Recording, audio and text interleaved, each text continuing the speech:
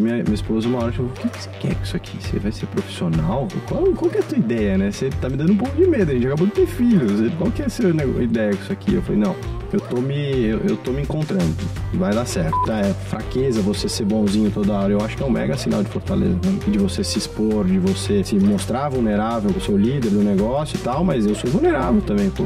E aí quando o influenciador vinha bater na porta, a gente fala, não, a gente só faz atleta profissional. Bem-vindos a esse novo podcast que a gente está lançando aqui no G4, que é A Jornada.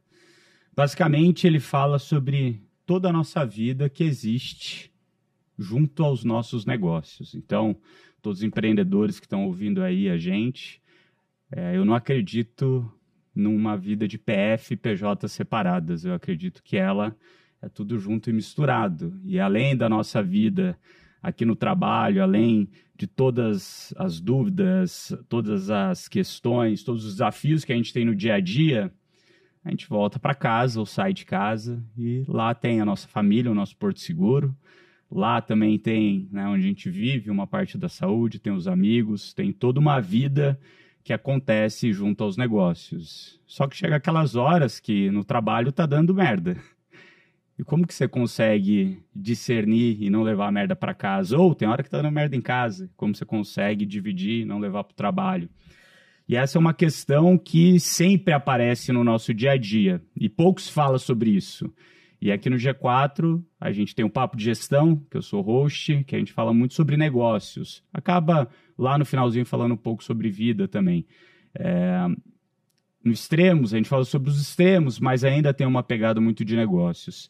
E minha ideia é começar esse podcast aqui, A Jornada, para tratar isso, tratar um pouco do que acontece além dos negócios. Logicamente que a gente vai falar de negócio aqui, que esse é um dos temas principais.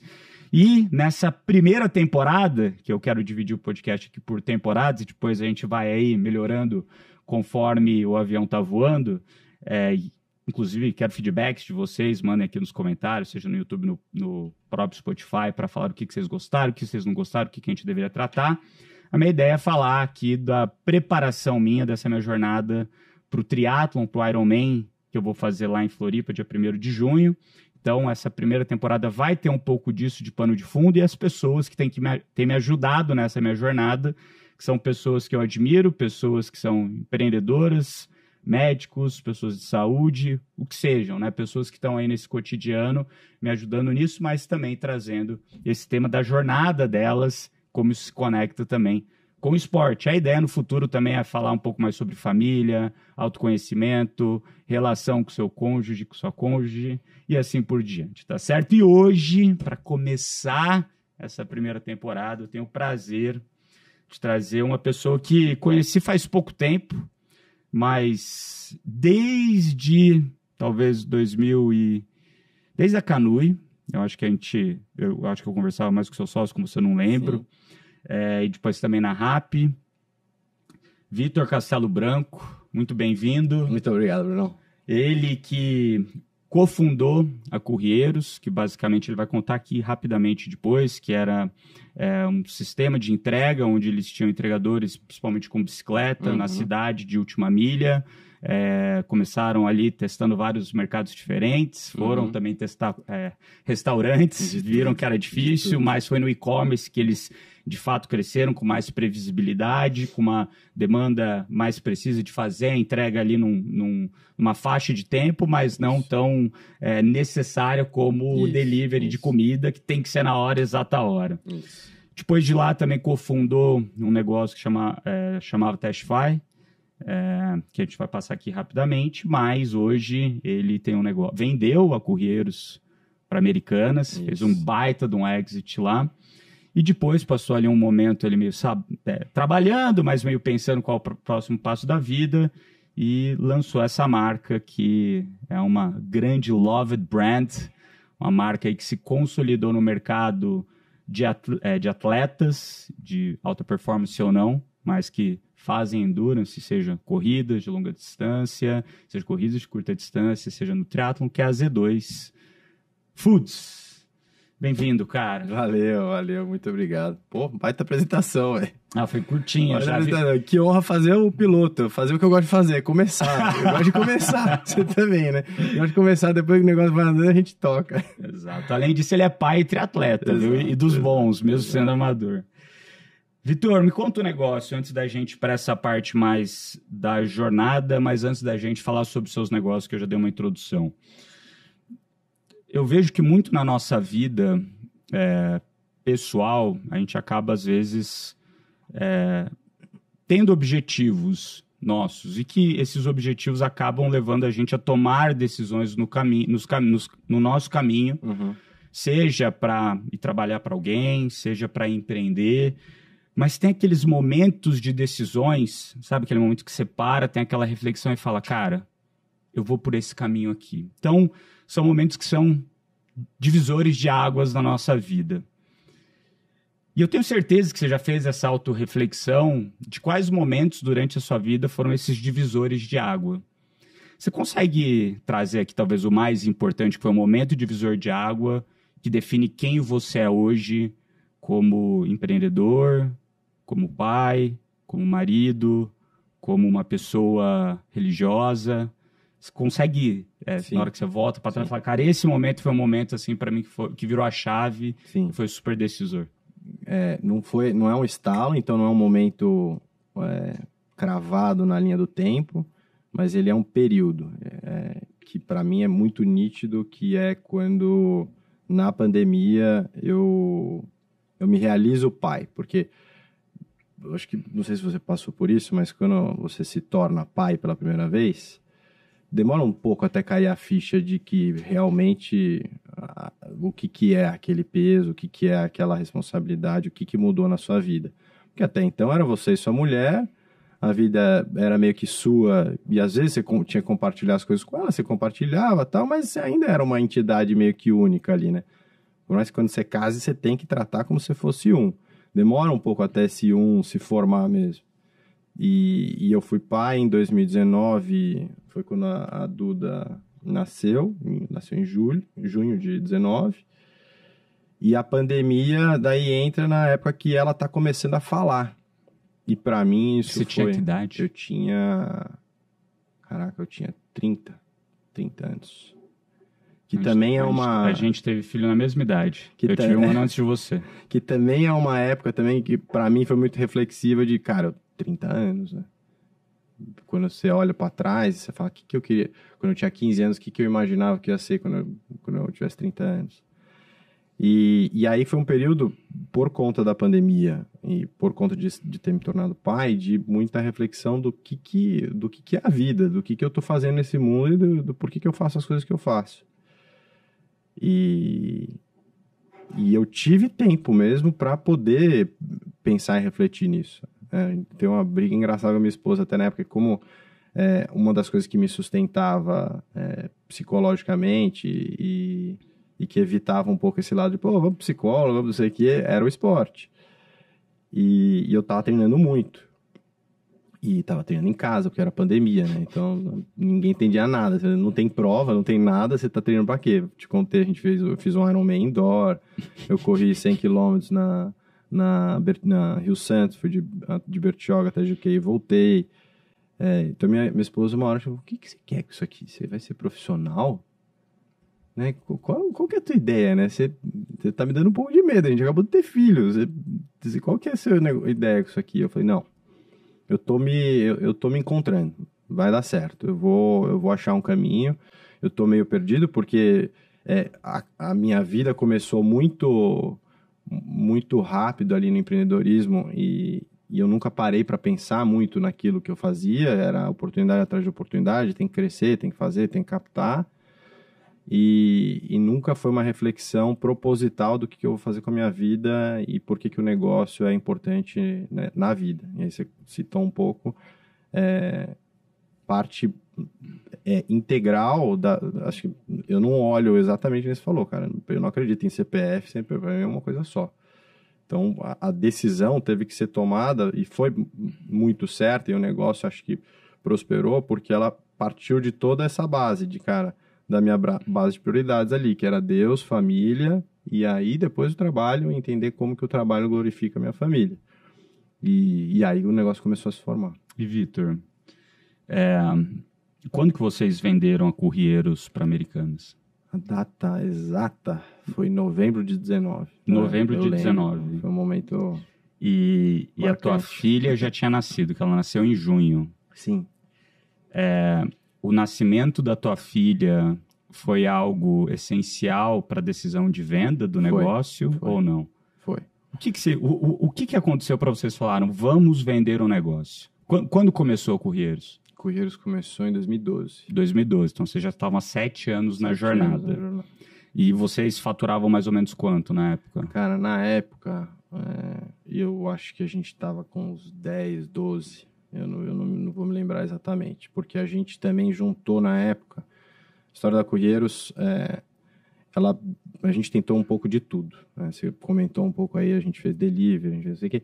E uma das outras coisas que a gente fez foi tentar franquear o negócio. Legal. A gente foi falar com o Marcelo Scherto lá na época, a gente desenvolveu um modelo, porque a gente tinha já uma unidade no Rio de Janeiro, que era o nosso piloto de franquia. E que foi super bem, era tocado pelo Alexandre Messina e pelo Vinícius da Jus, que são amigões nossos. E então, nessa época da venda, a gente tinha separado, porque a gente tinha um contrato lá com eles, que, putz, depois de 3 anos, se não deu certo, cada um toca o seu, tá, não sei o quê. Se a gente achar que tá dando certo, a gente junta. Aí a gente tentou juntar, não deu certo na época, e a gente separou. Falou, ó, vamos ficar trocando ideia, a gente troca cliente, e se a gente achar que tem alguma oportunidade, a gente volta a conversar. Então, nessa época de venda, uma das estratégias que a gente teve foi, cara, para engordar um pouco o porco. Vamos juntar tudo. Vamos juntar tudo. Então, a gente juntou a Pedala na Curry também nessa época. E aí foi muito disso também, porque eu descubro que eu vou ser pai. Ali dos primeiros, entre os sócios, a gente era eu, André Bizelli, o Leonel, que ele trouxe pra gente, ele é um cara de Vitória que tinha um modelo de bicicleta cargueira. Sim, eu lembro. Irado essas bikes. Animal. E ele trouxe meio que o conceito pra gente, a gente trouxe ele pra dentro do business. E aí o Vinícius e o Alexandre. Só que eu era o primeiro a engravidar ali. Então eu comecei a pensar nisso e em futuro, cara, daí a gente começou a se mexer e a gente tinha das opções. Ou a gente capta um cheque maior para a gente conseguir fazer esse plano de expansão, que era o que estava dando certo mesmo. Então, se eu olhar de tudo que eu fiz na Currieiros, a estratégia mais certa, que você comentou um pouco em cima, era do e-commerce.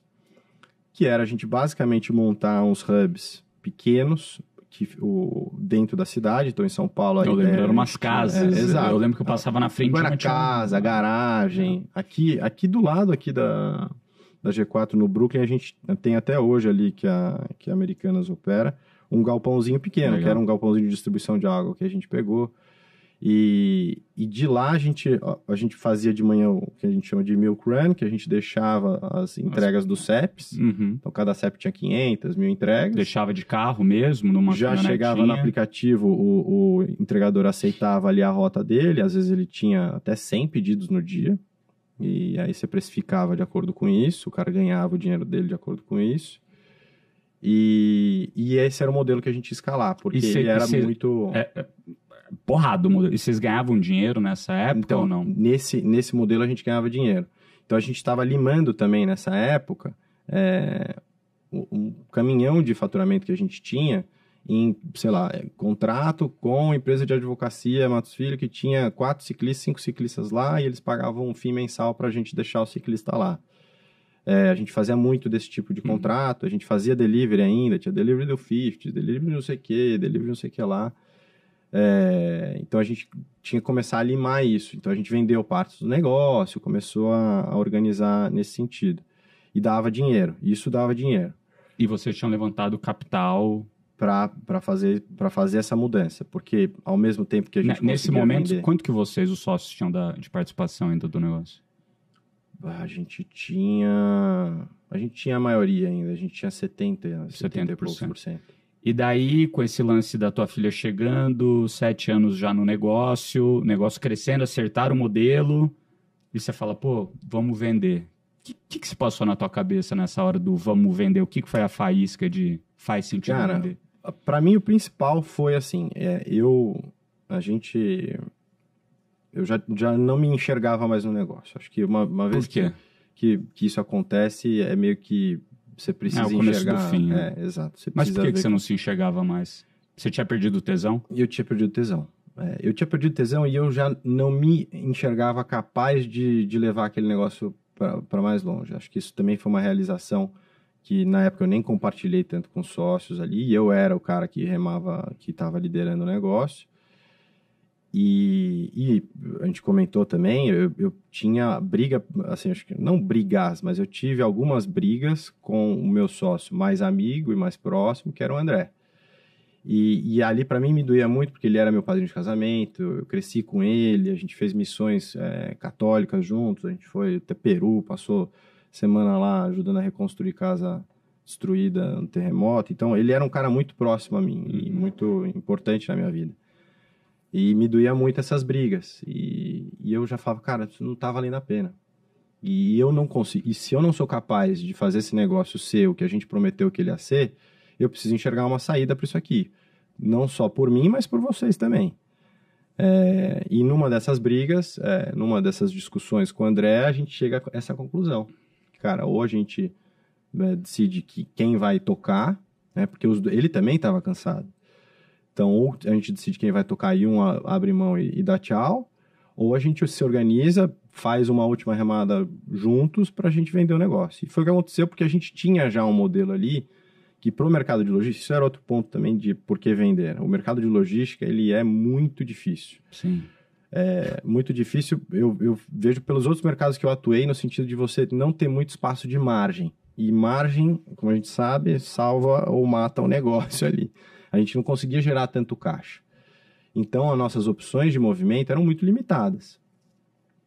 Nossas opções de crescimento eram limitadas, nossas opções de contratação de pessoas eram limitadas, com que a gente convivia ali. Era, assim, cara, a base da pirâmide e a gente com 500 funcionários, sabe, era muito duro e a gente queria outra coisa, né? Então, foi também uma decisão tomada em cima disso, cara. Quando a gente fez o negócio, era uma oportunidade. Não era que a gente pensou, cara, isso aqui é o meu propósito de vida, eu acho que isso aqui é legal, o mercado, estudei. Então, quando eu brinco falando, não fiz business plan na Z2. Eu não fiz porque eu já tinha feito uma vida de business plan. Né? Eu já tinha feito um estudo de mercado extenso, porque eu vivia no mercado, tal, não sei o quê. Mas na Correios, a gente olhava, a gente fez tipo de Google isso, sabe? Vamos pesquisar o mercado. O mercado de logística é gigantesco, mas ele é mega pulverizado, a margem é ínfima, horrível, tem uma banda de sacanagem que rola com as empresas antigas, com Correios, Então, cara, você vai lutar nesse meio aí. E aí tomei a decisão com ele, falei, cara, chega de logística, chega disso, vamos encerrar essa história, vamos tentar encerrar de um jeito bonito. E daí venderam para Americanas. Venderam para Americanas. E como é que foi o pós-venda para Americanas? Vocês venderam em fim de 19. Logo depois, começo de 20, já vem o Covid. E você tinha que ficar um tempo lá. Sim, um lock-upzão legal. Um earnout grande lá, de alguns anos. Sim. Que era onde estava a maioria do cheque, obviamente um jeito da empresa segurar porque um dos maiores ativos que se tinha na Correios eram os sócios ali, né? E o porquê da compra ali foi muito para reestruturar também o sistema de logística da B2W ali, que eles tinham comprado a Direct há um tempo atrás, que era uma empresa de logística, e a gente veio para somar isso. E aí eu saio de trabalhar aqui no Cubo e né, ter todos os hubs que eu visitava todo dia para ir trabalhar todo dia em Osasco. E vizinho de um dos clientes que a gente tinha também, que era o Mercado Livre, que eu já conhecia o hub. E a B2W tem a visão de gestão da turma lá, que, cara, é corte de custo e tal, não sei o que. Então é um negócio muito mais simples. E com pouca visão de inovação e de crescimento. E que pra gente era um choque, porque a gente vinha de um mercado de startup, de cultura de inovação, de crescimento, de tecnologia. Então, o entregador ele era rastreado, a gente fazia contagem de carbono, não sei o que.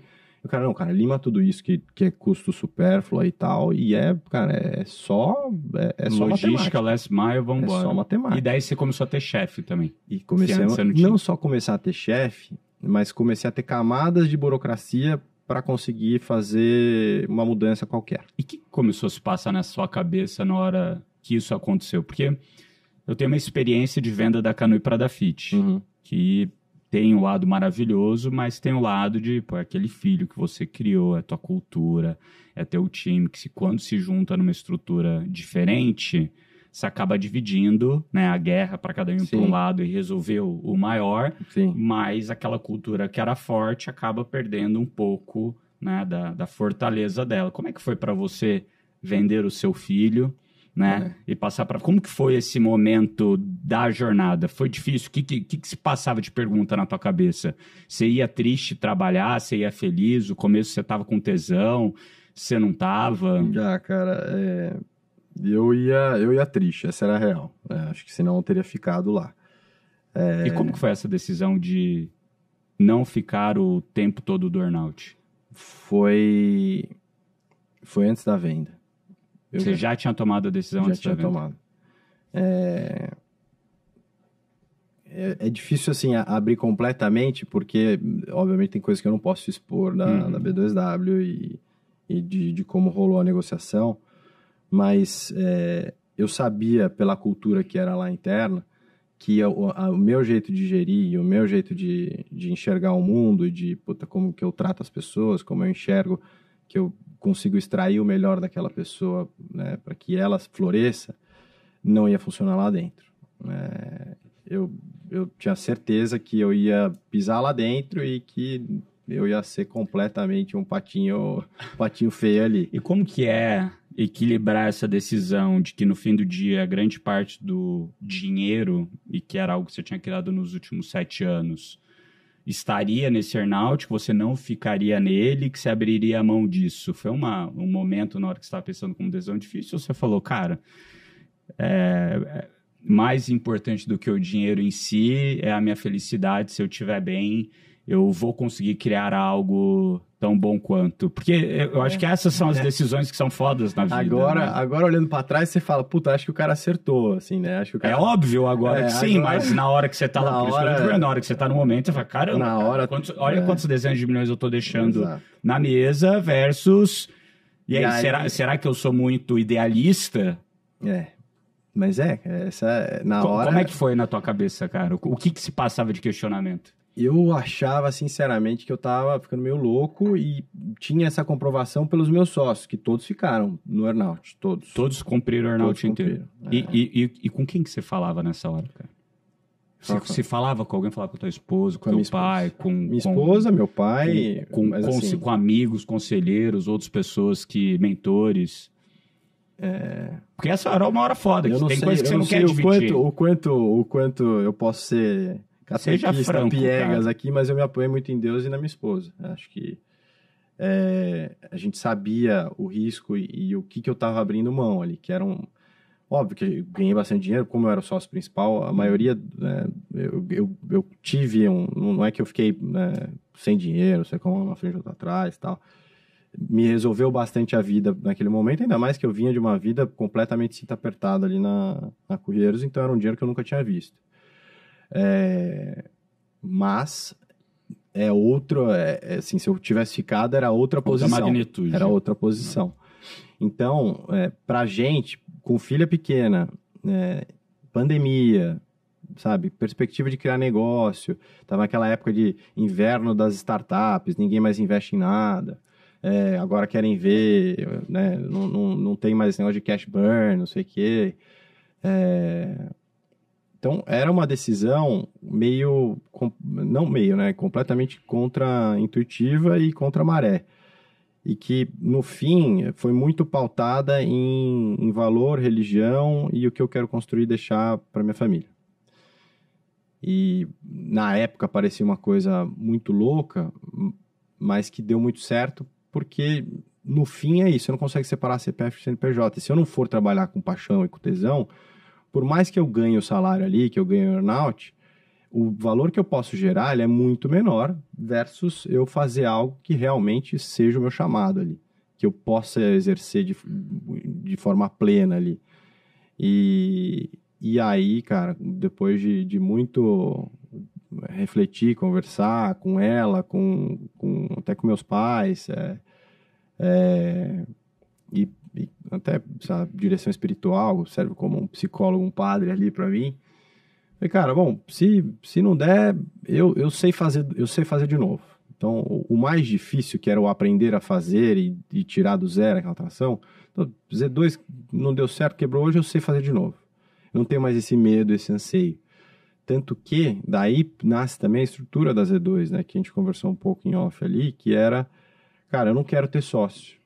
Eu não quero ter sócio operacional, eu não quero mais correr esse risco de brigar com o sócio que eu quero ter dentro, mas que eu não quero que ele tenha esse peso de decidir e de operar o negócio. Esse peso vai ser meu. Só eu vou carregar. Eu sei que eu tenho já experiência para conseguir aguentar esse peso. E eu não quero, neste momento de empresa, ter também um sócio financeiro que olhe isso aqui só como uma vaca leiteira dele. Eu quero poder ter a liberdade de abrir uma operação nos Estados Unidos, com caixa daqui. E toda essa história por trás, ela foi essa minha escola e foi o que me permitiu chegar nisso. Antes da gente ir para Z2, né, tem uma parte ali que eu quero explorar, que eu acho que é algo que quem já passou por isso sabe, e eu tô querendo ver a tua parte, porque eu já passei por isso também. Você falou ali que, né, no começo do nosso papo, que ali em 2020 você focou muito no esporte.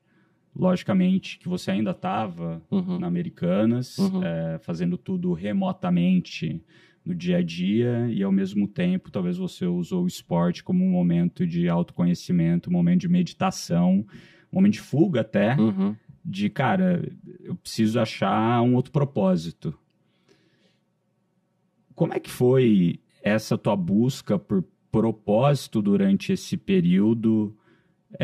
E quanto tempo levou, né, do começo de falar, poxa, preciso fazer isso até talvez entendi que é aqui onde eu deveria ir, e talvez se você conseguisse parar e pensar e falar, olha, foram mais ou menos essas as etapas que se passaram na minha cabeça. Eu sei que é difícil, né, mas quando você olha para trás, você já pensou, já passou por isso.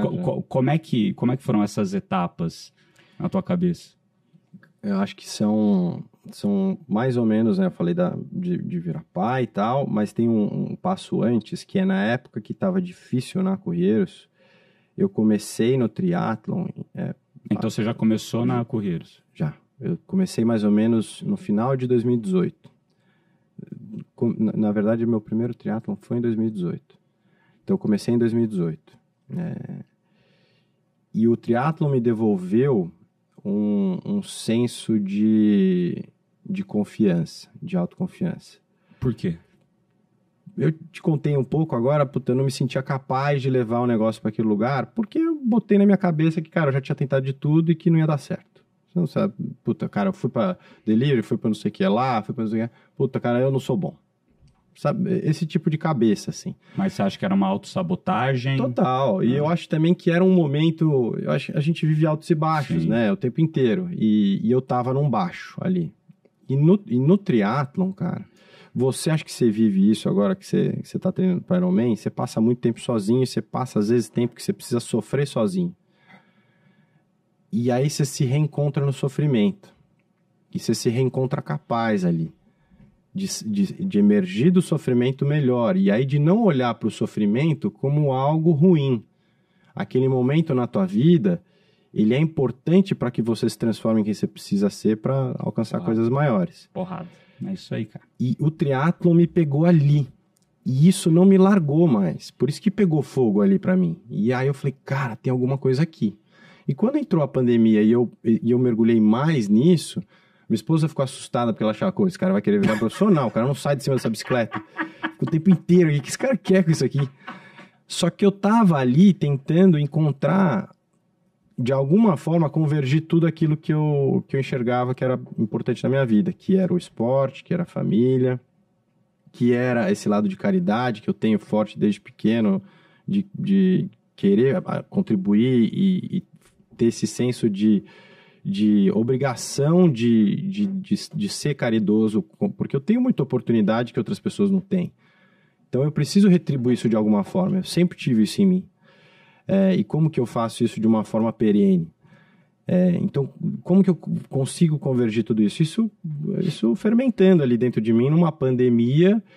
Vou tentar testify, vou tentar não sei o quê. Puta, não é isso, não é aquilo. Mas, ao mesmo tempo, me dando tempo para poder pensar, né? Eu tive, por bênção e glória ali naquele momento de pandemia, o tempo. Que era o que eu nunca tive para poder pensar. Era sempre, cara, faz isso. Agora vamos pra faculdade, agora vamos para cá. Agora faz isso aqui. A gente não se dá tempo de pensar. E ainda, cara, hoje isso é mais difícil ainda com o celular. Quando você senta para ter tempo para pensar, você abre o celular. Você abre o Instagram. Você abre... Você foge. Você foge. Você foge da dificuldade. E você não se olha no espelho. E o momento do triatlo, me olhar no espelho e falar, cara, pô, você tá criando uma pancinha aí, né? Pô, você não era esse cara.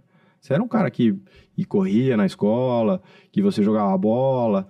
E não é questão da pancinha porque você tá feia, é questão porque você tá ficando sem saúde. E olhar no espelho e falar, cara, o que eu vou deixar pra minha filha? E aí, num desses momentos também de reflexão, era, cara, eu quero ter algum documento, alguma coisa que se eu morrer hoje, a minha filha vai saber, pô, meu pai era assim, meu pai era esse cara aqui. Ele era um cara que, ele fez o negócio da Correiros, mas se você olhar Correiros, tem ali um dedo do Vitor, mas não é a alma do Vitor ali. Se você olhar Z2, é muita alma do Vitor. E era isso que eu queria colocar no negócio. E eu comecei a documentar, né? Isso aqui que a gente está fazendo aqui e tal, foi uma coisa que eu comecei a fazer também. E aí eu comecei a documentar essa jornada, que você está falando agora da jornada, era a minha jornada esportiva que me reconectava comigo, que me reconectava com Deus, que me reconectava com minha família e tal. E eu me coloquei esses desafios. Eu quero ir para fazer um Ironman, eu quero fazer Kona, tal. Fazia ideia da dificuldade que era. Mas eu joguei lá. Eu falei, cara, se eu coloquei, eu preciso correr atrás, preciso dar um jeito de chegar lá. E aí começou essa jornada de como que eu consigo construir algo dentro do esporte que tenha essa representatividade para mim, que tenha essa representatividade para mim, para outras pessoas. E aí nasceu o Z2, como que eu faço com que as pessoas percebam na Z2 isso que eu tenho no esporte. E como que... E aí vamos dar um zoom aqui, que você teve vários pontos legais que você tratou. Tá do caralho esse papo, cara. Tá muito legal. Que é muito parecido, assim, esse momento de redescoberta. Eu passei por isso parecido, mas fica para outro papo. Fica para outra troca. Você tava lá focado, esporte, achando, caramba, de onde que veio o clique... Z2, de onde que veio? Você falou, opa, talvez tenha espaço aqui. Daí começou a acender aquele fogo, virou uma faísca, começou a virar chama, e daí você falou, pô, tem business aqui. Eu falo que eu não queria voltar a empreender. Assim, eu tava cansado. Você fez um Ironman, você tá cansado, cara. Eu não vou fazer outro Ironman. E o ponto era isso, eu empreendi 7 anos, vendi, tô aqui no meu earnout. Tinha oportunidade. Não quero essa merda de novo. Venture Capital, os caras... Você começou a ciscar em tudo quanto é canto. O que não, tem? Eu vou ser funcionário, não quero mais essa pressão. Não quero mais, não tem problema, pode mandar em mim. Vou achar um chefe legal, vou ser funcionário do Nardon, é isso aí. Não queria mais. E... obviamente, você termina o Ironman, passa uma semana, o que você faz? Você se inscreve em outro. Eu comecei a tatear aí e a chama começou a pegar nessas gravações que eu fazia. Eu comecei tímido ali, né? Mas você já pensava em Z2 ou não? Você começou eu queria documentar para minha filha. Mas minha você estava postando esportiva. Isso ou não? Tava. Se você olhar no canal da Z2, lá pra no trás... começo, era o canal do Vitor Castelo Branco. Quietinho no meu quintal ali. Uhum. Eu tenho 30 anos e decidi que eu quero, até os 40, ter alguma história pra contar pra minha filha e tal. Então eu vou fazer um Ironman. Mas eu tô bem tímido ali. Bem meio com vergonha. Falando, o que eu tô falando pra essa câmera aqui? Cara debilóide aqui. Tirado. E aí começa a documentar isso. E num dos vídeos, eu falo sobre Z2. E como... treinar em Z2 mudou me deu um up ali no esporte. Ó, vamos lá. Explica o que é Z2, porque tem muita Zonas cardíacas. Perfeito. A gente tem a zona 1, 2, 3, 4, 5. A zona 2 é a zona ideal para criar endurance, porque é a zona que seu corpo está ativo, ele está ainda na fase aeróbica, ou seja, você usa oxigênio para gerar energia. Gordura. Exatamente. E essa zona, se você não passa ela para Z2, você cria resistência muscular. Exato. Então, Z3 é meio que a zona cinzenta. Não pode treinar em Z3, você pode treinar em Z3. Não é ruim a zona Z3, a zona Z4 é muito importante, a zona Z5 também é muito importante. Só que elas são... quando você fala para treinar para endurance, elas são talvez são menos importantes do que as Z2, são importantes se você quiser ficar rápido, mas você passa, por exemplo, de 20% a 15% do seu tempo só nas zonas fora de Z2. Que é a Z4, Z5, e na Z2 é 80% do seu tempo. Exato. Deveria. Só que como triatleta amador, você sabe, a gente sai para treinar e a gente quer fazer força sempre. Então, quase nunca a gente treina em Z2, quase sempre a gente treina em Z3, e aí quando a gente precisa treinar em Z5, a gente treina em Z4. E a gente porque não faz tem gás. Exato, a gente não faz a polarização. E eu fui fazer um vídeo sobre Z2 porque eu tinha descoberto que eu precisava treinar devagar. E aí falo com o Paulo Putinelli, nesse vídeo que tinha virado meu médico, era meu amigo e tal. Falo, Paulo, o que é treinar em Z2? Aí eu faço uma entrevista assim com a galera que tem no meu entorno ali, porque eu tava ficando já um pouquinho mais conhecido no triatlon. E aí começam a me chamar de Z2. Nisso, eu e o Paulo, e a namorada do Paulo na época, e mais 3 amigos, a gente fala, cara, vamos fazer um aplicativo, porque tinha muita gente começando no triatlon, para contar onde o cara treina, o que ele devia fazer e tal, não sei o quê. E a gente começou nisso, eu falei, não, o aplicativo não rolou, mas a gente tinha desenvolvido ali um login e tal, uma identidade, e eu já tinha me identificado com esse nome. E falei, cara, eu já estava querendo alguma coisa no esporte. Tinha uma admiração grande por uma marca sueca que chama Maurten, que é uma marca que faz uma comunicação e um posicionamento que eu acho espetacular. Só que eu não achava que para o Brasil encaixava tanto. Mas ali eu achava que faltava alguma coisa para cá. Então, obviamente, com referências, né? A Maurten já é uma marca de suplemento alimentar. Sim, que foca muito em gel. Muito em gel. Gel carboidrato. Exato. Para eles você têm tomar pó, não sei o quê, mas eles focam muito em gel. Eles têm uma tecnologia de hidrogel lá, que foi até algo que eu pesquisei no começo por hidrogel, mas é um pouco mais marketing do que é ciência.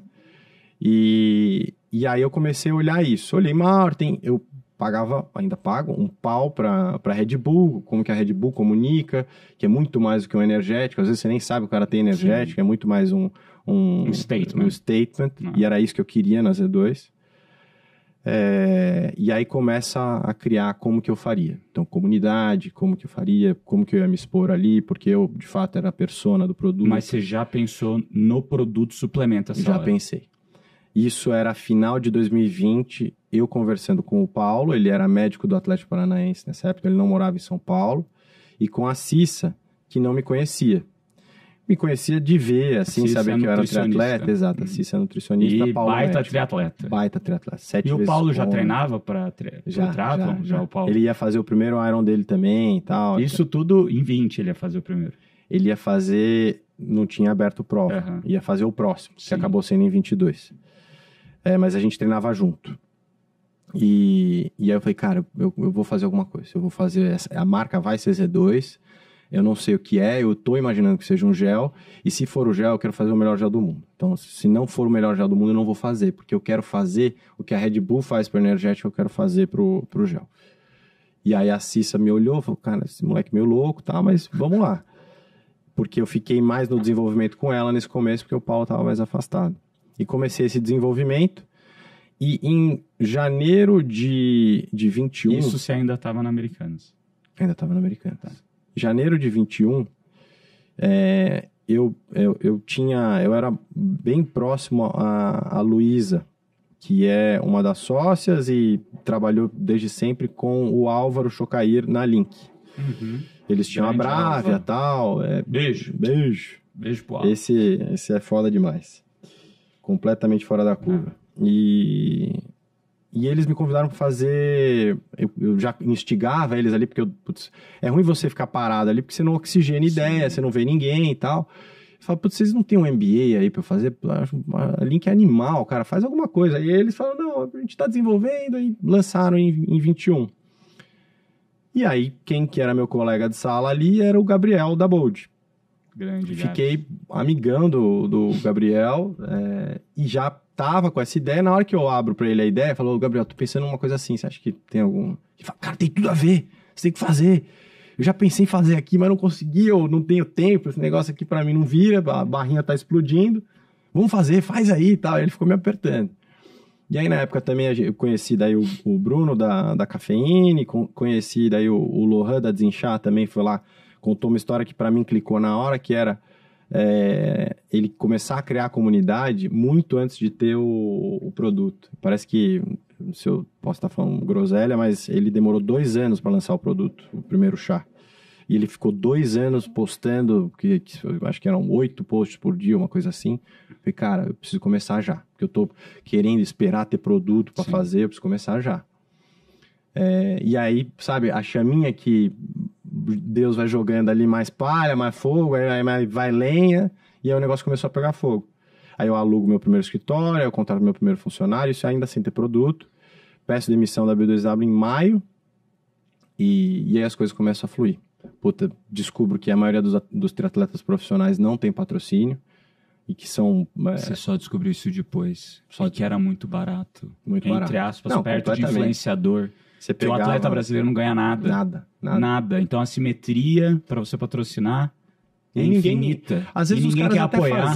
faziam tipo, faz um post pontual, aí mandava o produto, ou dava, sei lá, R$100 pro cara postar. É igual o começo da Canoe, cara. Era muito barato fazer. Aí eu cheguei e falei porque também tinha esse lado também, né? O triatleta profissional, ele é testado o tempo inteiro no doping.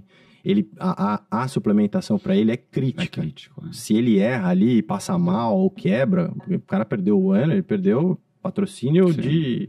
Não é nem patrocínio, ele perde o SESI, ele perde o Exército, que é o que dá o salário dele. E aí eu chego pros caras, obviamente eu tinha ali já, né, mas um diferencial. Já tinha um produto. E chego também, o principal nessa época foi o André Lopes, que mora nos Estados Unidos, e o Reinaldo Colucci, que mora aqui no Brasil. Eu cheguei para eles e falei, olha, cara, eu quero que vocês me ajudem a construir isso e tal. O Reinaldo já com mega pé atrás, porque ele tinha ajudado um outro cara de gel que chamava AU, uma coisa assim, que era de água de coco, que não deu certo. Então ele, putz, cara, eu tenho um pouco de medo e tal, mas gostei de você, acho que você é um cara legal, família, não sei o quê, vou arriscar com você. E nisso também ele me ajuda a desenvolver produto. Então a gente manda para ele testar também.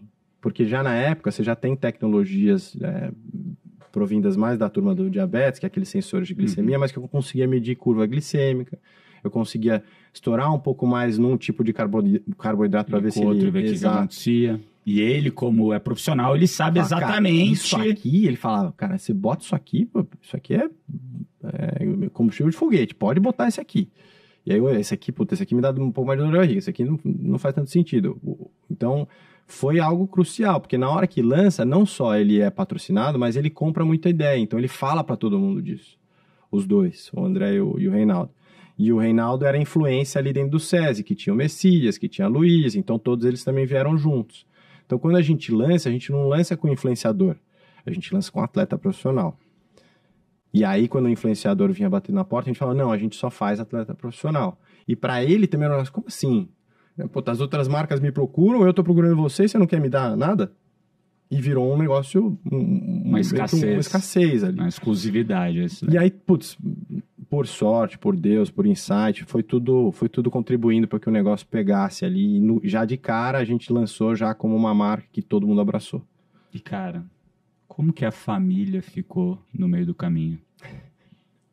A família veio junto, eu construí completamente junto, até porque no meio do caminho eu tô fazendo Ironman, e você sabe como que é construir um negócio e treinar para Ironman, então... Vamos falar um pouquinho disso e depois, de novo, esse episódio vai ser longo, porque tem bastante coisa que eu quero tratar contigo aqui. A jornada, a vida que existe junto aos negócios. Você veio de 7 anos construindo um negócio de logística, que é difícil pra caralho, margem baixa. Sim. Cara, não é a prova de idiotas, e conseguiu prosperar num negócio desse. Igual varejo ou e-commerce, ou quem tem varejo multimarca. É difícil demais. E parabéns para os empreendedores que conseguem viver nisso. Parabéns para vocês, porque é o que você falou, não tem margem para erro. É um negócio que te gasta, é um negócio que te consome a vida. Sim. E, de fato, fica quem é tarado por esse negócio e a pinga da pessoa. Uhum. Beleza. Daí você vem no momento de pós-reflexão, com uma filha junto, que começa a falar que tá junto com uma esposa, que também, imagino, que trabalha, ou trabalhava, não sei como é que tá agora. E daí, você já tá indo pra terceira filha, né? Teve outra no meio do caminho. Nisso, você colocou um Iron Man. E você, conhecendo você, e o nível que você treina, e o volume que você treina, ocupa bem o teu dia a dia. Como que você gerencia a tua agenda para tentar equilibrar os pratos, que a gente nunca consegue equilibrar todos, lógico, né? Assim, eu sempre falo a prioridade. Os próximos 3 meses essa vai ser a prioridade, deixa eu combinar e alinhar com o resto. Nesses próximos 3 vai ser essa a prioridade, deixa eu combinar e alinhar com o resto. Como é que foram esses momentos? Porque você vinha de uma intensidade muito grande que você acabou... porque eu vejo que a gente tem algumas coisas em comum, que é o hiperfoco, a disciplina, é a intensidade que você faz nas coisas. E que você acaba, ao longo da vida, trocando o lugar que você coloca a intensidade. E no fim do dia, você vinha de uma intensidade muito grande no trabalho, e você achou uma válvula de escape, que você falou, deixa eu colocar minha energia nessa intensidade, que foi o Iron Man, foi o triatlon. Você falou, porra, aqui eu me sinto bem, aqui eu me sinto forte, aqui eu me sinto... Capaz, aqui isso me reenergiza, isso daqui eu sei que, pô, eu sou foda, e isso me dá energia para todo o resto, e isso transborda para todo o resto. Mesmo assim, isso toma um tempo grande da vida. Como que você, durante essa época, gerenciou a tua agenda para conseguir ser presente na vida da tua filha, na esposa, dos amigos, do trabalho? Tem dois fatores importantes, 3, vai. Primeiro, falar sobre como você aprende a cortar tudo que não é importante da vida. Segundo, combinar os momentos de desequilíbrio antes do desequilíbrio acontecer. E o terceiro é como eu estruturei a vida um pouco mais CNPJ ali para permitir isso.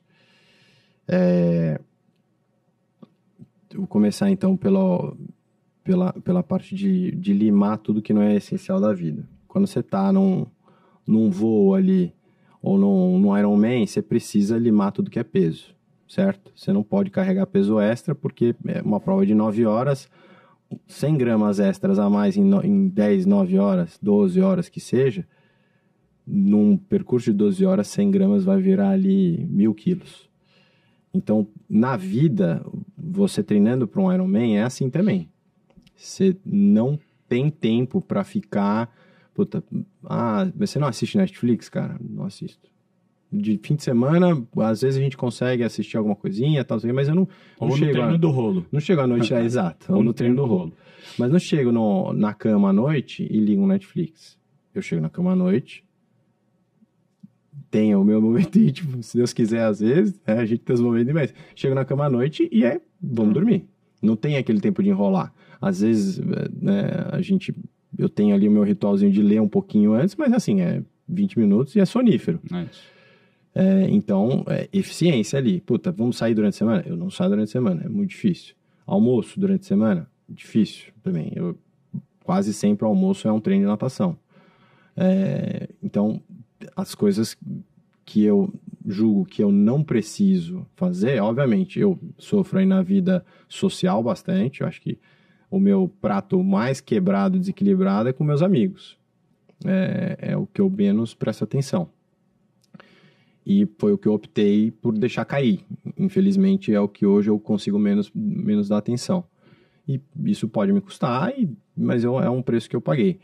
Então, tem um pouco de como você gerenciar tempo. Perfeito. Eu acho que isso... Eficiência é o nome.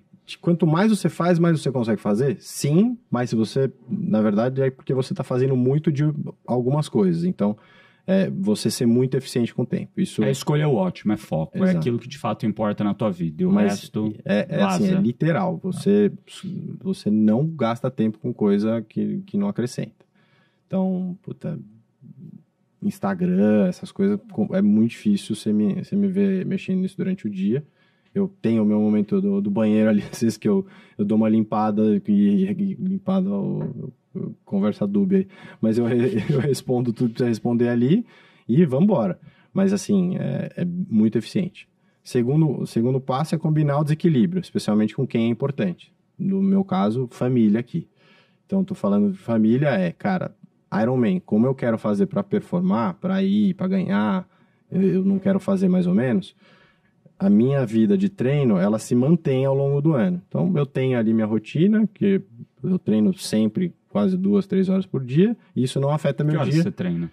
Eu treino de manhã, normalmente eu treino longo, de 2 horas, então eu acordo 4, vou treinar ali das 5 até as 7, 7 e pouco da manhã, e aí eu treino na hora do almoço. Daí o que acontece? Chegando perto de Ironman, eu sempre encaixo mais um treino durante o dia.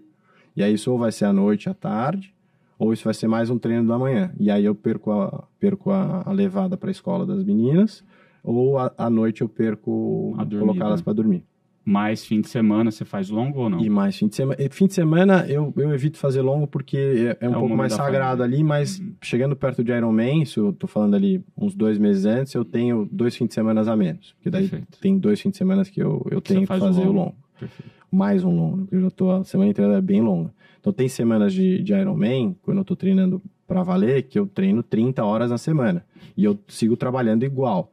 Então a minha família sofre mais. Perfeito. Então é combinar esse desequilíbrio. Exato. E aí a estruturação do trabalho também é que é de um jeito que como eu montei lá, né? Então eu tenho bastante dessa filosofia de, cara, o trabalho precisa ser feito, ele vai ser feito. Ah, puta, demorar, vai ter que ficar até tarde, não sei o que, ele vai ser feito. Mas ao mesmo tempo, eu não acredito em separar CPF de CNPJ. Então se você não tá bem em casa, você não tá bem no trabalho. Não adianta, você fala, pô, você não vai trazer merda de casa pro trabalho? Você vai. Ah, você consegue? Puta, tem poucas pessoas que conseguem dividir 100%, porra. Briguei com a minha esposa, tô pra separar com ela, vou chegar no trabalho, e aí, galera, felizão, tal, não sei o que, é muito difícil. Então, eu prezo por isso também, e tem o livro do fundador da Patagônia, do Let My People Go Surfing, que me traz um pouco esse lado que eu exijo e trabalho muito nessa humanidade da pessoa ali dentro da Z2. E pra eu também, na hora que eu falar, galera, eu tô indo fazer o Ironman Kona, a galera não fica puta comigo. Fala, pô, você me fica fazendo trabalho de fim de semana, eu tomo até tarde e você vai lá pro Havaí fazer prova. Então eu criei essa cultura e esse ambiente lá dentro também, para que nessas horas de desequilíbrio e tal, e eu tenho também, obviamente, meu time ali que me suporta, isso não fosse uma aberração. Então, a estrutura que eu tenho, tanto dentro de casa como no trabalho, ela me permite ter um pouco desses desequilíbrios. E, às vezes, também tem o desequilíbrio que eu jogo mais para a família, época de férias, o desequilíbrio do trabalho, que, chegando agora, essa época do ano é a época que a gente mais trabalha.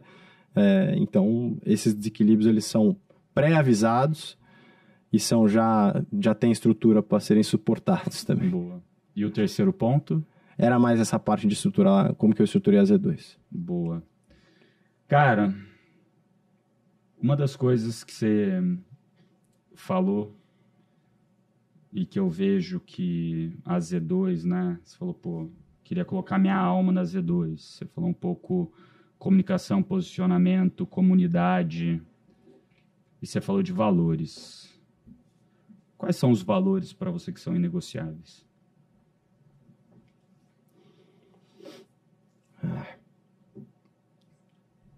Eu acho que parte tudo de um pressuposto, tá? E correndo o risco de novo de soar meio meloso, meio clichê, mas parte tudo para mim de amor. Porque, assim, diversas religiões, diversas crenças do mundo e tal, eu sou católico e eu venho, né, cristão, e o ensinamento principal que é deixado pela nossa figura Jesus Cristo ali é amai-vos uns aos outros como eu vos amei. Então eu parto toda a minha cadeia de valores parte desse princípio, né? E aí o que é o amor? Não é só o amor fofinho, de tipo, cara, eu te amo. É o amor, o que é o amor? É se dedicar, é se entregar, é ser honesto com a pessoa, é ser justo com a pessoa. Então todos os valores, eles têm que partir desse pressuposto. né? Do amor real. Não é um amor fofo de cinema, de não sei o quê. É um amor de, cara, amor pelo que eu estou fazendo aqui. Se eu estou falando com você aqui, eu estou de corpo e alma falando com você aqui. Se eu quero que você trabalhe na Z2, eu não vou no primeiro momento que der merda, que você fez uma cagada, eu vou te chutar daqui. Eu vou exercer este amor para com você e te fazer crescer. Se você quer, se o sentimento é recíproco e você quer estar aqui, vai partir daí também. Então, parte daí. E aí, é valores que partem daí, cara. Trabalho para mim é amor, então tem que trabalhar com amor, mas é trabalhar, é se esforçar, vai fazer coisa chata, tal. Trabalho para mim é exercer o amor. É trabalho, ser justo com as pessoas, e ser justo no sentido de você ser, eu uso a palavra nice lá dentro, né? Puta, é fraqueza você ser bonzinho toda hora. Eu acho que é um mega sinal de fortaleza para mim. E de você se expor, de você se mostrar vulnerável quando, né, eu sou um chefe, eu sou líder do negócio e tal, mas eu sou vulnerável também, pô. Eu sinto a pressão e eu compartilho com a galera, falo, pô, cara, eu tô inseguro com essa coisa que a gente tá fazendo aqui, mas eu vou fazer porque eu acho que é o caminho certo. Eu não sei se vai dar certo. Então, se mostrar humano assim também. Mas o principal, para mim, volta sempre a essa palavra aí, cara, é fazer tudo com amor. E da onde nasceu essa tua crença em Deus? É algo que vem de berço? É algo que você, durante a adolescência, numa fase mais adulto, se apegou mais? Da onde vem isso? Vem de mais adulto, mas eu sempre tive exposição. Meus pais são católicos, a minha família inteira eu já fui coroinha de pequeno e tal, mas eu tratava isso como um to-do list da minha vida. Que eu precisava conversar com Deus ali, pedir desculpa pelas cagadas que eu fiz, porque meio que seguro de vida. Vai que ele tá lá e eu preciso um dia acessar, vou chegar lá no céu, não fiz nada, nem troquei uma ideia com ele. Era um pouco isso, e aí quando a vida aperta, eu fui morar nos Estados Unidos, tal, você se afasta um pouco, e você começa a ficar adulto, você fala, cara, essa história de Adão e Eva, esse negócio aqui, o cara surgiu ressuscitou dos mortos, essa coisa é meio... Eu tô comendo um pãozinho achando que o cara é a carne de Jesus ali, que história é essa, né? Você se questiona.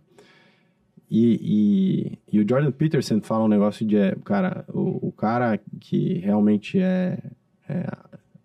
ama a Deus é aquele que questiona e que luta com essa dualidade. E eu comecei a me voltar para Deus nessa época de Curreiros também, nessa época de virar pai. Tudo aconteceu meio que nessa transição para os 30 e de me reaproximar com Deus ali. E isso foi, assim, crucial para muitas decisões que eu tomei. E aí, da mesma forma que vai pegando fogo a Z2, encontro o Gabriel, encontro não sei o que, encontro o Álvaro e tal, vai pegando fogo isso também. Eu começo a participar de grupo de oração, começo a ser mais ativo em caridade, em missões, tal, começo a ir mais para a igreja, começo a ver o efeito que isso tem na minha família, na minha esposa, que começa a ir mais para a igreja também, na minha filha, que reza, e aí, um dos meus melhores momentos do dia é a reza com a minha filha, que eu vou rezar com ela, e a gente tem ali o Pai Nosso, a Ave Maria, e a gente tem um momento que ela pede desculpa pelas coisas que ela fez errado no dia. E aí, cara, pra mim é o auge do dia, porque você vê como funciona o coração da criança e como você devia olhar o mundo. Que assim, hoje eu não emprestei o brinquedo pra Bibi e eu fiquei muito triste, então eu queria, Papai do Céu, pedir desculpa. E aí a Bibi, que é a mais nova que tá dormindo com ela agora, fala... hoje a Duda tem que pedir desculpa porque ela foi chata. E você fala, cara, é isso, velho. Não precisa de mais nada, sabe? É esse momento aqui. Então, você vê o efeito que isso tem, como ela respeita, como ela entende, como isso muda a dinâmica dentro de casa.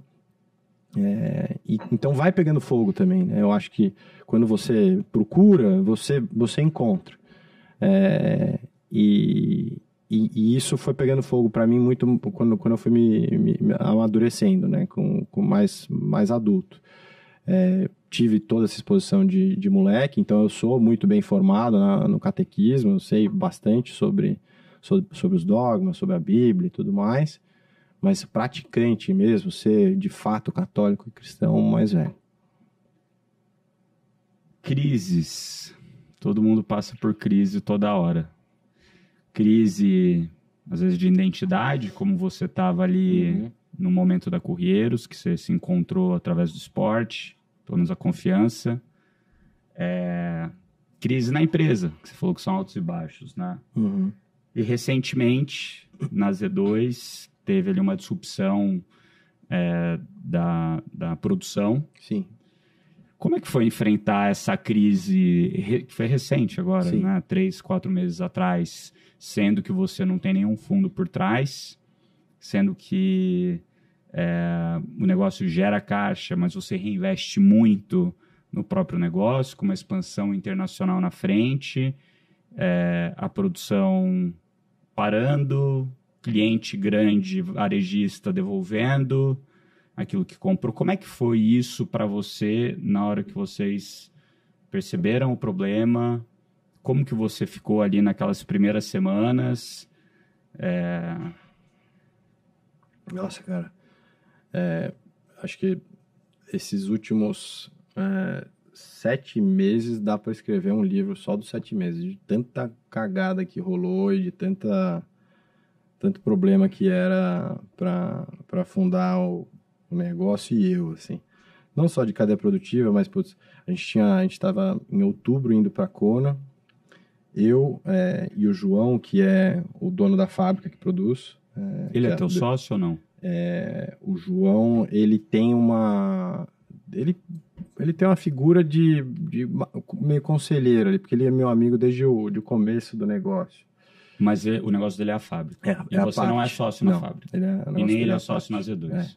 É uma relação de fornecedor que... É que como ele participou desde o começo, ele viu muitas dores ali, e ele sempre meio que de fora ali olhando, e quando ele viu que, putz, o problema que eu tinha com a fábrica antiga era um negócio que eu ia ter que ou eu desenvolver uma fábrica, ou tentar eu desenvolver um fornecedor, ele falou, cara, eu quero assumir esse problema aí, porque eu já também tô cansado de XP e tal.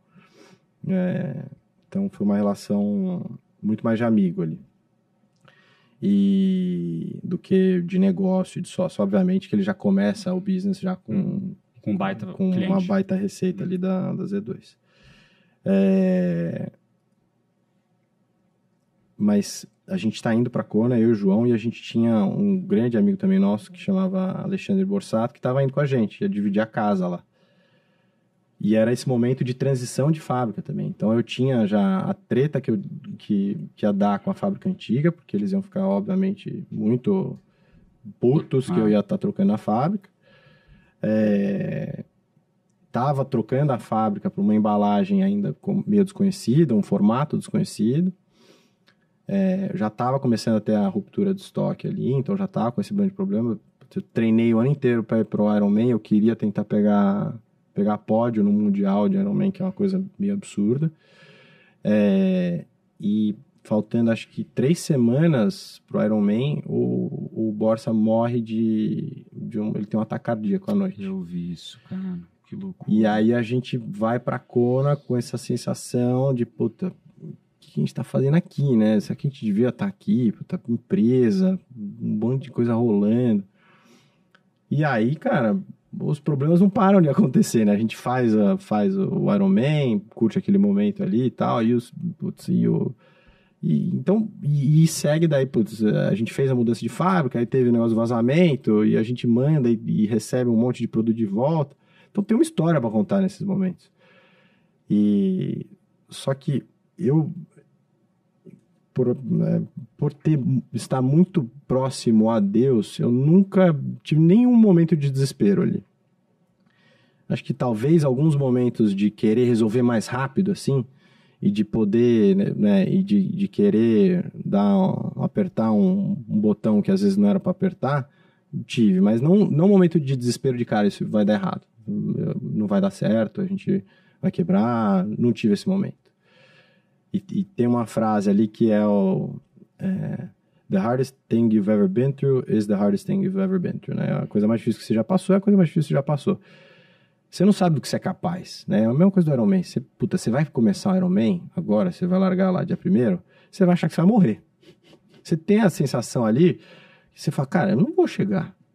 Você vai ter essa sensação umas 15 vezes ao longo do dia. Você fala, cara, não vai dar. Eu tô ainda no quilômetro 100 da bicicleta, eu tenho que correr, pedalar mais 80 e correr 40, eu não vou chegar. E depois que você chega, e essa é a beleza desse esporte que você tá fazendo, e é a beleza desse negócio, você destrava um negócio na cabeça, e você destrava um negócio em você, que você fala, cara, pode vir. Anything is possible. Tudo passa. É aquela lá, fala do Neymar aqui? Tudo passa? Porque tudo passa. Esse negócio não vai ser... Eu não vou ficar com esse problema para sempre. Eu tô tentando resolver ele. Alguma hora eu vou destravar. Tem algum, né? Aquela história, pô, tem algum porquê de eu estar passando por esse sofrimento. E eu vou sair mais forte disso. E agora que eu saio do sofrimento, que você me aguente, porque agora eu vou ficar mais forte. Agora você tá enjoado. Agora eu tô enjoado. Que eu apanhei. Deus dá os maiores desafios para os seus melhores guerreiros. É isso aí. Deus não chama os capacitados, ele capacita os chamados. É isso, cara. A gente tem que acreditar que tem algum porquê e seguir. Porque também a alternativa qual que é? Vou ficar chorando ali, então não vamos fazer, vamos ficar parado, vamos vender agora, nesse negócio tá todo zoado aqui, vou repassar essa bola. Não. Agora, você teve que bancar o time, teve que continuar bancando os patrocinadores, os patrocinados. Você tem uma folha considerável. E o tanto de conta a pagar grande. Sim. E, não sei, você ficou o quê? Um mês sem faturar? E depois que voltou a faturar... É que a gente não ficou literal sem faturar. É que o que a gente teve de retorno contava mais ou menos como um mês, né? O que a gente teve, para resumir, para quem está ouvindo o pepino. A gente... E só para vocês entenderem, na mudança que eles tiveram, né, que talvez a gente não explicou, as embalagens de gel, elas tinham microfuros que vazavam um pouco. Não é que o produto estava ruim, o produto estava maravilhoso, não é que você perdia muito produto, só que o produto, por ter frutose, maltodextrina... Não, eu vou explicar. Ele mela o resto. E daí, na hora que mela o resto, a pessoa que recebe fala, tá estragado, ou deu algum pau, né? Já panica. E simplesmente é só você lavar. Exatamente. E pronto. E vocês solucionaram de uma maneira linda, que foi colocando um plastiquinho por fora e isolando. Deu problema em um, porque não dava problema em todos. Dava problema em um a cada 1000. Exatamente. Pô, deu problema naquele, esse tá isolado o problema, o resto não foi contaminado e tá tudo bem, vida que segue. Exatamente. E essa que é a beleza também de ter verticalizada a operação. Não, isso salvou. E isso, lógico, mostra de novo que a decisão foi super acertada de ir para esse caminho. E são as dores do crescimento, que acontece com toda empresa. E é diferente. Como você age nesse momento que muda. O que muda é como você age e reage nesse momento. E como você fala com o seu cliente também, né? Porque o que acontece, e acho que ainda mais quando o fundador ou quando a pessoa está distante da operação, a empresa já cresceu e tal, quando dá esses problemas, o cara tem uma resposta padrão ali que ele passa para o cliente. A gente não, cara. Tinha muito cliente que eu respondia, falava, olha, o problema é esse, a gente tá com esse problema. Eu gravei um vídeo falando pra galera, galera, a gente tem esse problema. Porque assim, ele não é um problema que vai estragar teu gel, ele não é um problema assim assado, mas ele é um problema e a gente sabe que a gente tem ele. A gente tá trabalhando para consertar ele. Se vocês quiserem continuar conosco, comprando e tal, se vocês continuam acreditando, e 100% da galera que comprava, seguiu comprando. Então, eu acho que essa é a beleza também de como você reage a isso. E só para resumir esse pipinão do microfuro, é que assim, tinha esse microfuro, que a gente, na hora que a gente fez a virada, trocamos um sachê que era 4 soldas para um sachê que era, acho que chama 2 soldas, que ele tem a base e tal, é um sachê muito melhor. Só que ele tem muito mais ponto de fragilidade, que na hora que a máquina sela, pode acontecer desse microfuro. Que a gente não sabia, o engenheiro não sabia, enfim. Ele descobriu no voo. Na hora. O que acontece? Tá lindo, tá bonito o gel, vamos vender no B2C, no nosso site, no Marketplace, no que for. E para varejo, a gente tem clientes que fazem pedidos de, sei lá, milhares de gel. Junto. E a gente manda tudo de uma vez. Pô, tá tudo bonito, funcionando. O que acontece? esse microfuro, ele não vaza na hora, ele vaza 3 dias, ele vaza se ele ficar virado de um jeito, vaza se ficar se apertado. Chegou lá no cliente, vazou, melou a caixa de 100 mil géis ali. E aí volta todo esse pedido. Então você tem uma perda aí, daí, obviamente não só de produto, mas de logística também, de estresse com o cliente, até você, às vezes era um cliente novo que estava comprando, às vezes é cliente grande que não aceita esse tipo de erro. Então você tem um trabalho de reconstrução aí. Então não é simplesmente um furo que vazou para um cliente e eu substituo. Sim. Isso seria, se fosse só esse problema, era fácil. Mas esse era o problema que a gente estava comentando. Então, assim, obviamente que acendeu os alarmes lá e a gente trabalhou noite e dia para consertar isso. Agora, sensacional. Sinceramente, eu vejo assim, você descobre quem são os melhores naquele tema quando eles passam por uma crise, o jeito que eles lidam com a crise. E eu acompanhei, que foi a época mais ou menos que a gente começou a se aproximar, e eu via a sua serenidade estampado. Eu acho que por dentro você estava ali se remoendo. Você tá, meu Deus do céu! Mas a sua serenidade, algo de outro mundo. Agora, queria ficar mais 2 horas aqui conversando com você, mas quero falar um pouquinho sobre marca. Não só marca, o que você acha, né, que você já deu alguns indícios aqui das empresas que você admirava e tal, mas o que você acha que é uma marca de consumer goods, no fim do dia você é uma marca disso, né, de produtos de consumo para o cliente final, precisam ter para ter sucesso? Basicamente, quais são as alavancas que fazem o teu negócio ter sucesso? Eu tenho algumas coisas aqui na minha cabeça, mas eu queria ouvir de você se você consegue, logicamente você consegue perceber, mas qual que é a tua percepção de dentro do que uma marca precisa para ter sucesso? Vamos lá, com a tua cabeça de engenheiro, de trás para frente. O que é uma marca de sucesso ali? Para mim é uma marca que o cara quer tatuar, que o cara quer usar a roupa de um produto que é gel, de um produto que é Coca-Cola. O boné. O boné. Para mim isso é sucesso de marca. Perfeito. Como que você cria isso? Você tem que atrelar, obviamente, um valor que é intangível, que é emocional àquela marca. E como que você faz isso? Você usa personalidades que têm esses valores, você cria conteúdos em cima desses valores, você tem a recorrência e a consistência em cima disso, tanto das pessoas, eventos, como da criação de conteúdo que você faz e com quem você fala. Ou seja, pode ser pequeno, pode ser mas a gente faz podcast, documentário, mini-doc, vlog, desde o D0 do negócio. Antes de D0, porque comecei ouvindo o Lohan lá já fazer bem antes. E passo conteúdo, né? Aquele Gary Vee lá, o Vaynerchuk, ele fala o jab, jab direto. Então, se você entrar nas nossas canais de comunicação, 70% do que a gente coloca lá é conteúdo que não fala nada de produto. 80% das coisas que a gente fala não fala nada de produto. Fala, cara, olha esse cara que fez uma prova foda. Olha como é que você monta estratégia de não sei o que lá. Por que produto de creatina que eu não vendo é bom para não sei o que lá? Por que... Então, 80% dos caras eu tô te dando coisa de graça. Tô te dando. E aí depois eu te falo o que é o produto. Então, você cria essa comunidade, você cria essa relevância, mas mais importante é você tocar o coração do cara.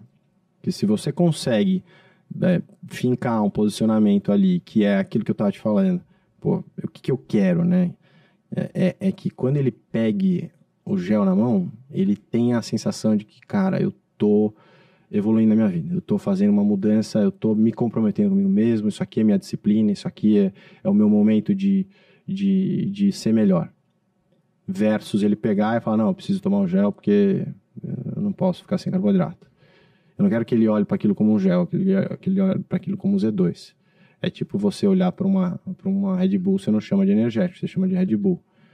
Vira sinônimo de categoria. Exatamente. Eu quero ter esse local no coração do cara. Então, a construção é de trás para frente, né? O que te faz te apaixonar pelas marcas que você é apaixonado? Pela Red Bull, pela Martin, pela Apple, o que te apaixona ali delas? São as comunicações que eles fazem, como eles se posicionam, os filmes que eles colocam, aonde eles estão, aonde eles vendem, com quem fala deles, quem não fala. Muito bom, cara. Até quem não fala é importante, sim. Né? Perfeito. Tem um outro ponto que eu acho assim, que foi um baita sucesso de vocês, foi começar num nicho muito claro. Sim. Eu acho que nicho, principalmente para a galera que é influenciadora do tema, não que é influenciadora no sentido de ser um influencer, mas que vive aquele negócio. Né? Então, no caso, o atleta profissional usando. E desenvolver a 4 mãos o produto. Então, o produto tem que ser bom. O produto tem que entregar aquilo que ele promete. Sim. E é algo que eu vejo vocês, cara, olhando base científica, olhando o que é o melhor, testando em vocês, insaciavelmente antes de fato lançar. Sim. E não é porque os outros estão lançando algo que talvez tenha uma explosão de vendas, você vou copiar. Não. Faz sentido para mim? Por que faz sentido? Por que faz sentido para o meu nicho? Sim. E em cima disso, daí sim, lançar um produto que tenha embasamento, consistência, que tenha sido testado com o porquê claro. E aí tem uma virtude difícil de trabalhar o nicho, que é paciência. Porque você olha o nicho e às vezes o nicho é pequeno e a receita que tem lá dentro do nicho, ela não vai resolver tua vida daqui a 10 anos. E o problema do empreendedor é que normalmente ele quer olhar já lá na frente e já mirar o resultado de hoje comparado com lá na frente. Então, putz, eu não posso só ficar no triatlo. E como que eu vou ter uma empresa que fatura bilhão se eu só olho o triatlo? Não dá. E aí eu fico desesperado ali no nicho, já começo a desvirtuar o produto ali do nicho para atender o mercado de musculação, para atender o mercado de beleza. E aí eu perco todo esse posicionamento, esse amor que o cara daquele nicho tem por mim. Exatamente. Então a paciência aí, e aí isso é uma coisa que você falou, mas que eu pedi muito a Deus e que aí ele me deu uma esposa, e aí, puta, minha paciência foi pra lua lá. Paciência é uma coisa que eu tenho de trabalhar o nicho. E eu precisava justamente não ter um investidor financeiro por trás no começo para ter essa paciência. E isso é difícil de ter. Porque envolve uma série de constelações ali para você poder ter calma para construir. Muito bom, cara. Muito bom. Que papo, hein, gente? Esse sim é um belo piloto para começar. Vamos que corre, a jornada.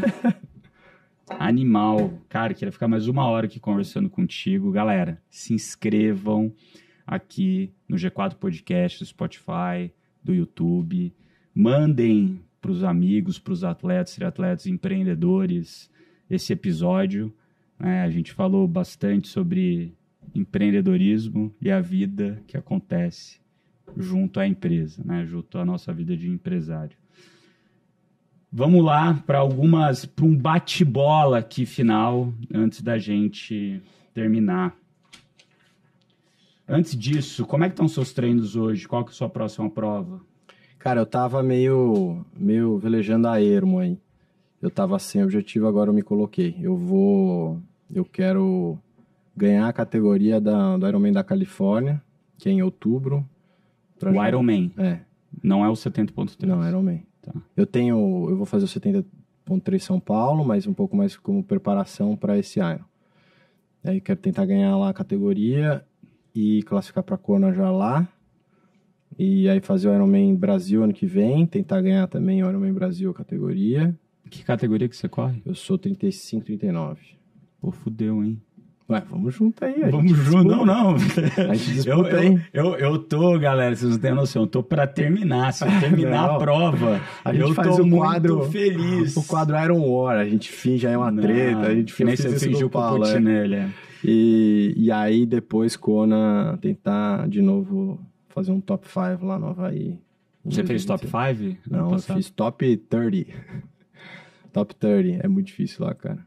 Não, imagino. O nível lá é outro papo. Mas assim, é muito difícil fazer o que você fez em tão pouco tempo, né? Você começou em 2018 para ano passado, em 2024, já ir para Kona no tempo que você está fazendo. Assim, kudos, né? Parabéns, de fato. Valeu, ainda mais tocando, tem que ter a característica. Não a celeridade, mas também tem que ter o dom. Sim. Porque é difícil. Eu acho que, não sei, é só treino? Não. Então. Tem, assim, 90%. É só mentalidade de treino? Por exemplo, se eu colocar na minha cabeça isso, começar a treinar 30 horas por semana, eu consigo chegar no teu nível? Eu não acho que eu consigo. Cara, Mesmo daqui 4, 5 anos. Você tem o viés do nadador, né? Então acho que você consegue. Mas é que a corrida que fode, né? Cara, tem que ter obviamente, tem um quê de talento, de dom e até de genética ali, Sim. né? E eu sempre fui bom corredor, então ajuda, né? E você ter feito esporte antes, mas Ironman em si, cara, se você quer muito, você treina só, em vez de 30, você treina 40 horas por semana, você chega, cara. Mas daí é uma loucura. Então, o quanto você quer, é isso. It's o quanto vale case. pra você, exato. It's not my case. Eu tô por terminar, pelo desafio de terminar, que é muito diferente do desafio da galera que quer estar nas primeiras posições. Né? Nesse esporte, eu não tenho essa ambição. Ainda.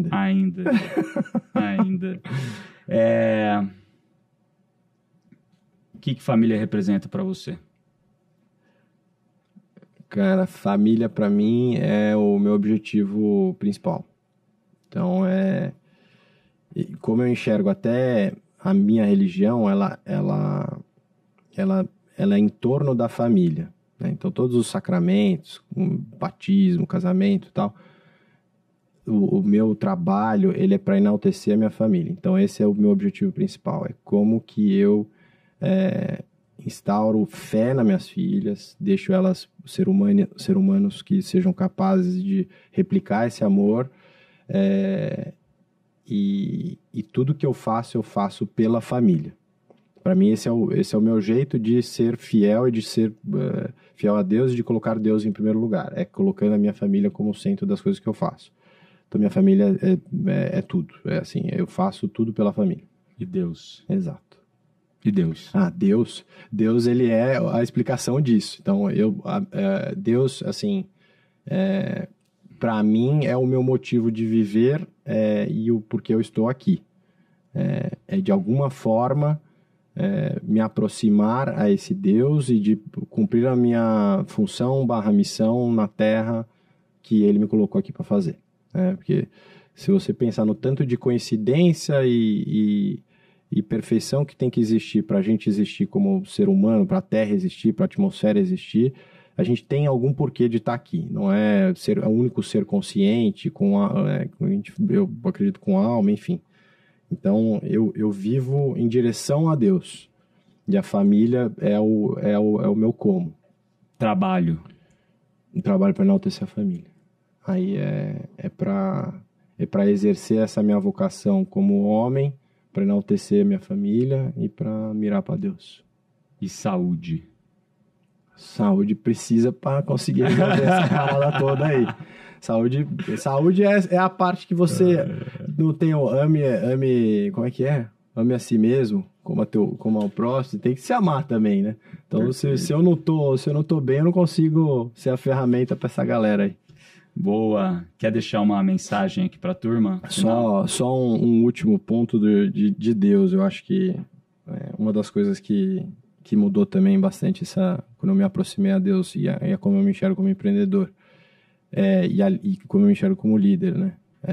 Tem o Simon Sinek fala também um negócio, né? Leaders eat last, tal. Em vez de você ter os funcionários para te servir ou para servir a empresa, é você servir os funcionários e a sua empresa. E é como eu enxergo Deus e Jesus. Ele não veio aqui para ser um líder que impõe e que veio salvar os judeus dos romanos e veio como um exército por trás. Não, ele servia. E esse é o exemplo que eu tenho, esse é o exemplo que eu sigo.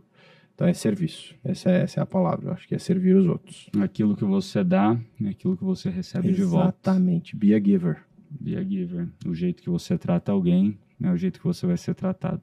Essa é a mensagem. Galera, Vitor.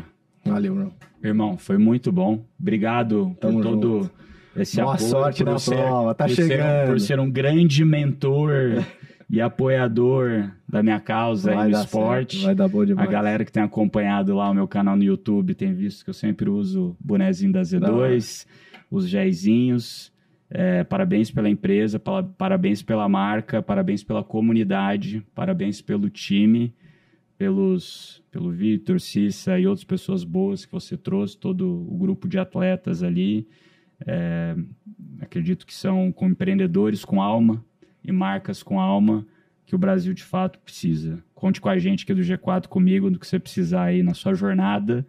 E vocês também que estão ouvindo a gente, contem com a gente aqui no G4 para o que vocês precisarem da jornada de vocês. Olha só, se inscreve, manda comentários aqui no YouTube, no Spotify, avalia bem, dá um like, compartilha, que tudo isso ajuda esse podcast a cada vez mais crescer, tá certo? E manda os comentários se vocês gostaram desse episódio, o que vocês acham e quem vocês acham que a gente devia convidar e que assuntos vocês acham que a gente deveria tratar aqui nesse novo podcast, A Jornada, a Vida que Existe. Junto aos negócios, meu nome é Bruno Nardon, @bruno.nardon no Instagram e no YouTube, @G4 Educação, @G4 Podcasts. E é isso aí. Até o próximo episódio. Valeu!